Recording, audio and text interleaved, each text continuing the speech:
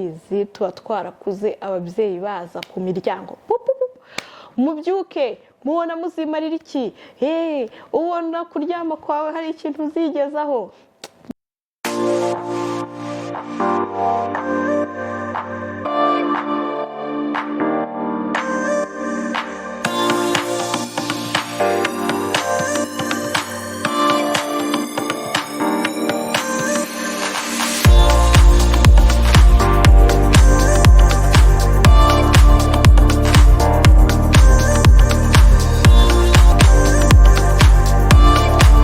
Muraho neza, amahoro n'imigisha biturutse kwa Nyagasani bibane namwe. Nongeye kubaha ikaze hano kuri Amina's Love. Niba ari ubwa mbere ugeze aha ngaha, welcome and welcome again. Hanyuma nk'uko bisanzwe ndabashimira cyane buri muntu wese wakoze subscribe, buri muntu wese uza muri comment akambwira uti komerezaho. Nukuri bintera ishyaka ryo gukomeza gukora no kumva yuko kuba ndi hano ari iby'agaciro. Hanyuma nongera kubibutsa umuntu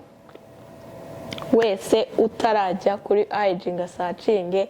izina Moda Vibe Boutique, please nyarukirayo ugenda usacinge, wandikira umuntu muri DM uti nkeneye amakanzu meza y'abayisilamu ya abaya by'umwihariko, kubera yuko afite amakanzu meza muzanshimira nyuma. Murabizi tugiye kujya muri Ramadan, murabizi irayidi iregereje, please byibura ahangaha hazave umuntu umwe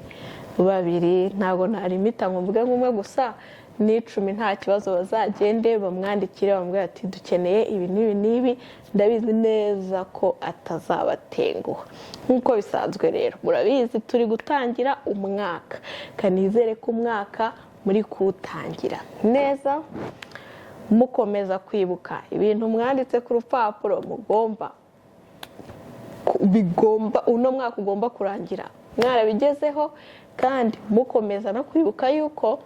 iyo wanditse ibintu ushaka kugeraho hari n'ibindi uba ugomba kwisacrifice cyangwa se kwigomwa kugira ngo bya bintu ushaka kugeraho bikora iki, bibona umwanya cyangwa se ubona umwanya munini wo kubyitaho, sibyo? Nkuko mubizi rero hano ahangaha ikintu cya mbere mugomba kuhakura ikintu byibura kimwe cyangwa bibiri, byibura ikiganiro nakoze kimwe kikaba cyagusigira ijambo rimwe uvuga uti ariko ibi bintu nibyo koko, umuntu yakagombye kubaho gutya, umuntu yakagombye gukora iki n'iki, umuntu byakagombye kuba gutya na gutya kugira ngo ibintu birusheho kumera neza. Nkuko nawe babwiye, njyewe uyu mwaka n'uwanjye wo kumva ameze neza, wo kwiha ibyishimo, wo kwikunda, wo kwihikira icyo ari cyo cyose nshaka, ariko ntanibagiwe yuko ngomba kugenda imbere cyane kugira ngo ibintu nifuza kugeraho mbigereho, imyaka itaransiga. Imyaka ntiri kwiruka, abantu twavukiye rimwe ndabasuhuje cyane, imyaka iri kwiruka, dukora uko dushoboye ibintu tubivane mu nzira bigishoboka, hanyuma tubone n'imyaka yo gushaka iki, hanyuma twakomeje abantu. Hanyuma rero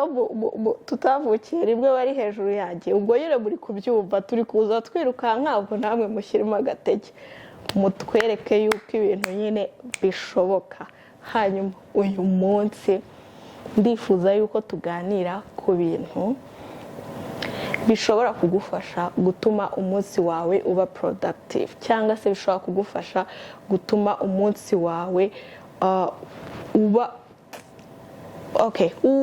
uw'ingirakamaro, tubivuge gutyo, cyangwa se uwungukamo ibintu byinshi, cyangwa se ibintu byose wifuza gukora mu munsi wawe ubikora, sibyo? Uyu munsi nibyo bintu tugiye kuganira. Ibyo bintu nagerageje gufata ibintu bigera muri 6 bishobora kugufasha gutuma umunsi wawe urushaho kuba productive. Ikintu cya mbere kigoye cyangoye, ariko nageze aho nkabona yuko ari cyo kintu ngomba gukora, kubyuka kare. Inshuti zanjye murabizi tuba twarakuze ababyeyi baza ku miryango, mubyuke mubona muzimarira iki, ubona kuryama kwawe hari ikintu uzigezaho. Rimwe na rimwe nyine ukaba wavuga uti ariko rero ababyeyi nabo sungubu ko ngomba kubyuka nkakoropa nkoza ibyombo ibyo bintu uko mbizi ko mbikora amasaha 2 kuba nakibyukira saa 4 saa 5 uko ndiwe mbirangije bibatwaye iki ariko ikintu mbona nuko igihe icyo ari cyo cyose umunsi wawe wawutangiriye hagati tekereza umuntu wabyutse saa 11 by'umwihariko mbere nabanjirije kuri saa 12 nkabona ntibivamo saa 11 umuntu wabyutse saa 11 bijya kugeza saa 3 kimwe cya kabiri cy'ibintu runaka ashaka gukora byose urebye yabikoze urugero niba ubyutse uri mu rugo wenda tuvuge nko ku badamu abana babyutse baraye banyanyagije muri salo baraye bakoze iki urabona umwanya wo guklininga hakiri kare niba ubyutse saa 11 urabona umwanya wo gukora siporo niba ubyutse saa 11 urabona umwanya wo gukora iki wo gusenga urabona umwanya wo kunywa amazi hakiri kare umubiri wawe ukabyuka nyine umunsi wawe ukirirwa wumva umeze neza rimwe na rimwe ntunarware n'umutwe wa hato na hato ariko iyo byutse saa 2 urabizi nako iyo ugize imana ukanabyuka saa 2 kuko hari n'uvuga uti nta kibazo reka mbyuke saa 4 sinkubeshye ujya kubona ukabona umunsi wawe urarangiye ikintu cyonyine wabashije gukora ari uguteka kubera iki kuvuga uti abana bagiye kuva ku ishuri bagomba kurya bagomba nyine gusanga wenda hari ikintu nabateguriye ugasanga uratetse gusa umunsi uhise urangira kandi mu kuri wagombaga gukora iki kuwukoramo ibintu byinshi ikindi kintu rero gishobora kudufasha kugira ngo umunsi wacu urusheho kuba productive ni ukurara wanditse ibintu wifuza gukora muri uwo munsi ukurikiye ukabyandika ukavuga uti kuva saa 11 kugeza saa 12 ndakora ibingibi kuva saa 12 kugeza saa 1 ndakora ibingibi akana kariko kose ushaka gukora mu munsi wawe ukurikiyeho ukarara ukanditse hanyuma ukagerageza no kuvuga uti nyine ukandika amasaha apana kwandika ngo nzakora ibi ugashyiraho amasaha kugira ngo nureba ku isaha ukabona amasaha ari kwegereza umenye yuko nyine igihe nukuvuga ngo iby'inyuma ushobora kuza kutabasha kubikora nyine upushinge ukore nyine wihuta cyane kugira ngo ibintu byose intego zose wihaye gukora muri uwo munsi ubashe kubikora ikindi kintu rero kigomba kugufasha kugira ngo umunsi wawe ugende neza gerageza gufata umwanya wawe focus yawe uyishyire ku gihe ufite nyine uvuga uti ibi bintu ngomba kubishyira ibyo nabivuze mu cyambere ngomba kubishyira mu masaha ya naya ngomba kubikora igihe iki n'iki kandi umaking sure ko bigomba kurangira ikindi kintu gikomeye kitugora gerageza gukuraho ibintu ibyo ari byo byose bishobora kukurangaza ikintu cya mbere kiturangaza murabizi ni imbuga nkoranyambaga umuntu arabyuka mu gitondo agahita nyine wenda tuvuge wabanje ukora utuntu runaka ariko ugahita ukora iki ugahita ufata telefone yawe ukabugiye nko kuri TikTok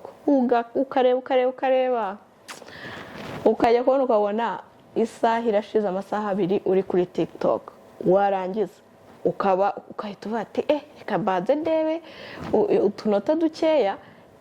ibintu biri kuri Instagram ukabugiye kuri Instagram ukabugiye kuri YouTube ukabuvuye na X ubwo nyine urumva biterwa n'urubuga ukunda ibyo byose byavaho tuvuge wenda nk'abantu bari hano abantu bo mu Rwanda bakaba baraguhamagaye ukabutangiye gutera story nabo bakaba bagufasha nk'amasaha 3 noneho umunsi umundi ugatangira ari uko abantu bo mu Rwanda bamaze kuryama ni ukuvuga ngo icyo biba bivuze umunsi wawe urangiye kubera ko nimugoroba amasaha ariruka ntubura n'ibindi bikurangaza nyine urumva iyo utabashije gukoresha igitondo cyawe neza ntubura ibindi bintu bikurangaza ugashiduka bwije ikintu wabashije gukora ari uguteka cyangwa se wenda wogeje n'ibyombo kubera yuko ukeneye nyine aho utekera wenda amasafuriya warayatekeyemo kandi ukeneye no kurya wenda n'amasahani waraye uyaririyeho, ukeneye no kunywa icyayi, nyine bikaba ngombwa ko woza ibyombo kugira ngo uze kubona ibindi bikoresho uri bukoreshe mu gutekera abana no gutegura ibindi bintu. Ikindi kintu kikumotiva kugira ngo umunsi wundi uko iminsi igenda ishira, nyine murabizi neza abashakashatsi bavuga yuko ibintu ukoze